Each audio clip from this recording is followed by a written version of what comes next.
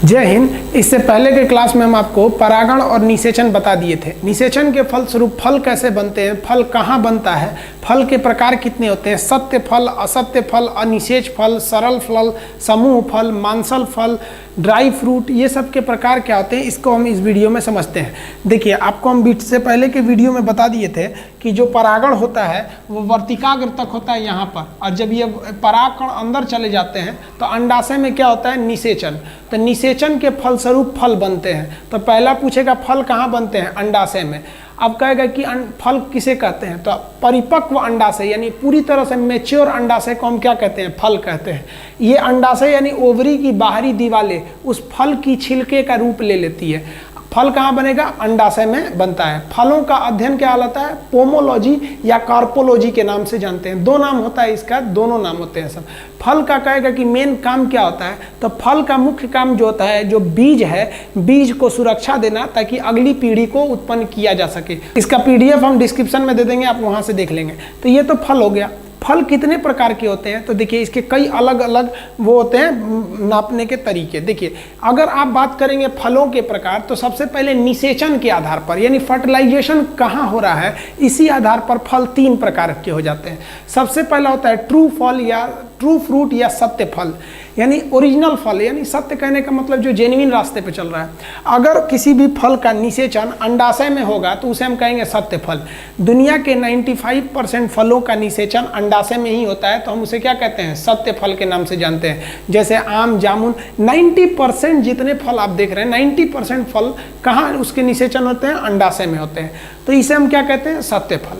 अब बात करते हैं असत्य फल किसे होते हैं। असत्य फल कैसा होता है कि वैसा फल जिसमें परागण के फलस्वरूप परागकण यहाँ तक तो आ जाए, परागकण अंडाशय में भी पहुँच जाए, लेकिन उसके बाद ये फल झड़ के खत्म हो जाए और वह परागकण कहाँ पहुँच जाए, ये इसके अंदर पहुँच जाए, अंडाशय में ना पहुँच के नीचे पुष्पासन यानी थैलेमस में पहुँच जाए। और अगर निषेचन थैलेमस में हो गया तो उसे हम सत्य फल नहीं कहते हैं, असत्य फल कहते हैं, फॉल्स फ्रूट। इसे हम कूट फल भी कहते हैं, असत्य फल या झूठा फल, झूठा नहीं झूठा फल कहते हैं। तो असत्य फल का निषेचन कहाँ होता है, एकदम निचले भाग यानी पुष्पासन में। उसका एग्जाम्पल देखेंगे तो सेब होता है।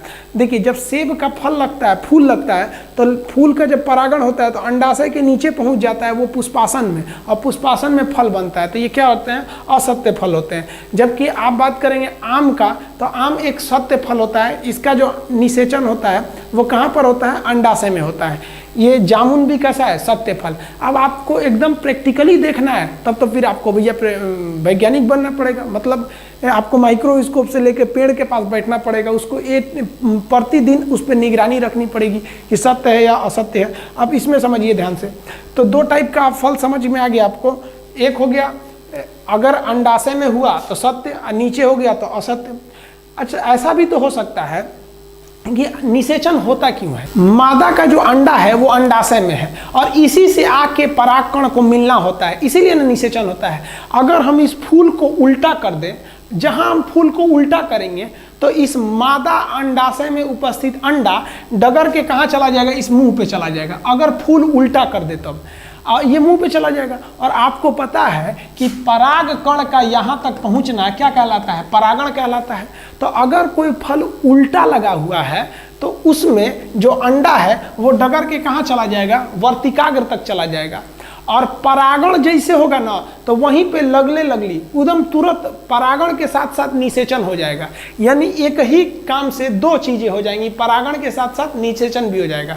तो ऐसे फल को हम कहते हैं कि भैया इसमें अलग से निषेचन के लिए कोई प्रक्रिया नहीं अपनानी पड़ी, परागण से ही निषेचन संपन्न हो गया और परागण भी संपन्न हो गया। ऐसे फल को हम कहते हैं अनिषेच फल या पार्थेनोकार्पी कहते हैं। इसमें फल उल्टा लगा होता है। जैसे आप केला समझेंगे, केला का फल आप देखेंगे तो केला का फल जो होता है ना, उल्टा लगा होता है। अब देखिए, इसका फल उल्टा लगा होता है और इसमें परागण के साथ साथ ही निषेचन हो जाता है।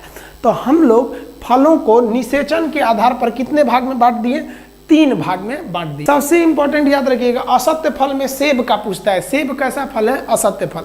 अब हम ये समझते हैं बनावट के आधार पर फलों को कितने भाग में बांटेंगे। निर्माण के आधार पर हम फलों को फिर से 3 भाग में बांटते हैं कि फल का निर्माण कैसे होता है। देखिए, सरल फल किसे कहते हैं? वैसा फल सरल फल कहलाता है, सिंपल फ्रूट कहलाता है कि जब एक फूल से एक फल बने तो उसे हम कहते हैं सरल फल, यानी एक फूल से एक फल बनेगा तो सरल फल। जैसे आप केला, ये अमरूद देख सकते हैं, अमरूद में एक फूल लगेगा और एक फूल से वही अमरूद धीरे धीरे बड़ा होगा, पूरा बड़ा सा अमरूद बन जाएगा।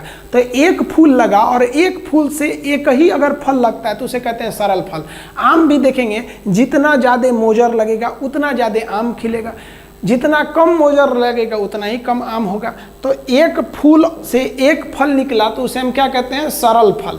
अब समूह फल क्या होता है? एक ही फूल खिलेगा और उससे कई ज़्यादा फल लग जाएंगे, एक के फूल से कई ठो हो जाएंगे, उसे क्या कहते हैं हम लोग? समूह फल। पूरे ग्रुप में रहते हैं सब। इसका आप एग्जाम्पल देखिएगा, समूह फल का एग्जाम्पल देखिए, इसमें क्या आ जाएंगे सब? रस भरी, जिसके आप मक्को कहते हैं, एक फूल लगेगा कई ठो हो जाते हैं सब।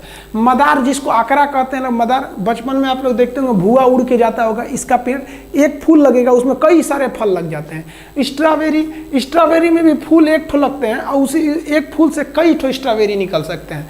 तो इसे हम लोग क्या कहते हैं? समूह फल। अब देखिए, तीसरा जो होता है ना, संग्रथित फल। संग्रथित फल के बारे में समझिए, इसके बारे में थोड़ा अच्छे से समझिएगा। हम आपको बताए थे कि फल का निर्माण जब भी होता है तो वो अंडाशय में होता है और बाकी की चीज़ें झड़ के गिर जाती हैं। लेकिन वैसा फल जिसमें फल का निर्माण तो होता है लेकिन बाकी के जो बाह्य दलपुंज है, बाहर का कैलिक्स और कोरोला, ये झड़ते नहीं बल्कि उसी फल में बाहर से चिपक जाते हैं, जिससे कि उस फल का छिलका बहुत ही मोटा हो जाता है। तो ऐसे फल को हम संग्रथित फल के नाम से जानते हैं। तो संग्रथित फल में आपको अगर पूछेगा किसे कहते हैं, तो जब फल के निर्माण में अंडाशय के साथ साथ दलपुंज भी भाग लेने लगता है तो ऐसे फल को हम संग्रथित फल के नाम से जानते हैं। आप इसका एग्जाम्पल देखेंगे तो कटहल हो जाएगा। कटहल के फल का छिलका बहुत मोटा होता है। अनानास, ये भी होता है संग्रथित फल, इसके छिलके बहुत ही मोटे होते हैं, बाहर से कई बहुत मोटी परत होती है। फलों के प्रकार को आप निषेचन के आधार पर 3 भाग में बांटे और बनावट के आधार में 3 भाग में बांटे फलों को। टोटल कितने प्रकार के फल देख लिए आप लोग? एक तरह से कहेंगे तो 6 प्रकार के फल देखें।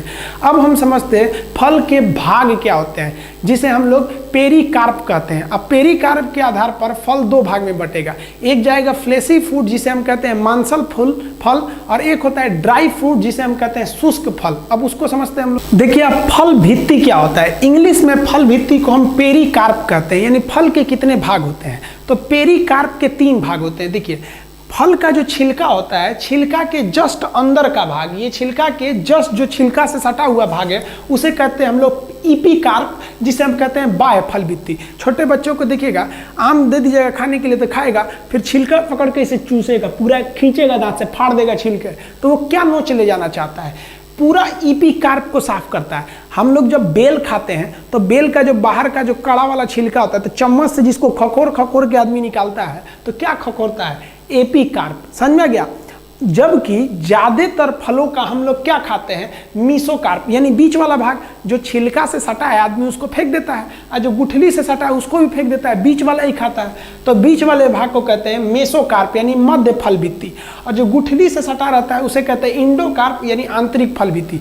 छोटे लड़कों को देखे ना, गुठली लेके चबाते रहता है, पूरा चूसेगा, पूरा गिर जाएगा तो फिर उठा के खा लेगा धो के, तो पूरा गुठली चूसता है। तो गुठली से जो सटा हुआ भाग है उसे कहते हैं इंडोकार्प, बीच वाला भाग है उसे कहते हैं मीजोकार्प, और जो बाहरी भाग है उसे कहते हैं हम लोग इपिकार्प। इन तीनों कार्प को मिला देते हैं तो कहते हैं पेरिकार्प, यानी फल भित्ति। फल भित्ति कितने प्रकार की? 3, बाह्य फल भित्ति, मध्य फल भित्ति, आंतरिक फल भित्ति।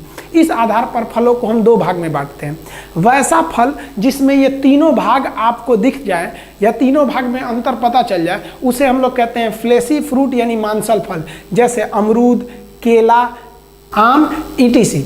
अब कुछ ऐसे फल होते हैं जो सूख के एकदम टटा जाते हैं, एकदम सट जाते हैं, सूख के पता नहीं चलता है ससुरा कौन मीसोकार्प है कौन एंडोकार्प है, उसे हम लोग कहते हैं सूखल फल, एकदम सूख गया है, ड्राई फ्रूट।